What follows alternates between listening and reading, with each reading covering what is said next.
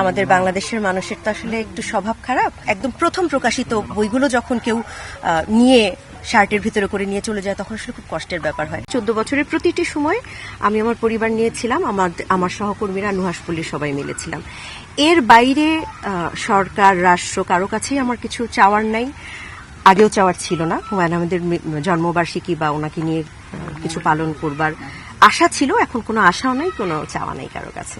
আমরা পালন করে যাব যতদিন আমরা বেঁচে থাকবো, বা যতদিন নুহাশপল্লীর একটি কর্মীও থাকবে, অথবা নুহাশপল্লীতে হুমায়ুন আহমেদের ভক্ত কর্মী যে থাকবে, আমার সন্তানরা আছে, আমরা পালন করব ইনশাল্লাহ। হুমায়ুন আহমেদের সবগুলো বইয়ের কপি বেশ কয়েকটা জায়গায় আছে, নুহাশপল্লীতে আছে, আরো বেশ কয়েকটি জায়গায় আছে। আর সর্বসাধারণের জন্য উন্মুক্ত কোনো লাইব্রেরি এখনো করা হয়নি।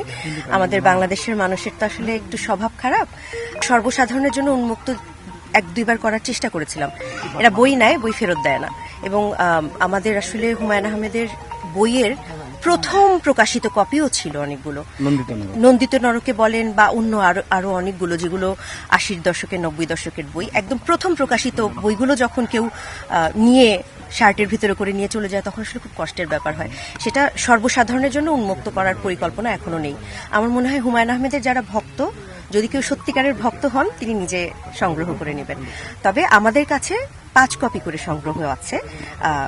আমার বাড়িতে আছে, এখানে নুহাশপল্লীতে আছে, আরো 3টি জায়গায় আছে সংরক্ষিত। স্কুলে আছে, শহীদ স্মৃতি বিদ্যাপীঠ, এবং আরো 2টি জায়গায় সংরক্ষিত আছে।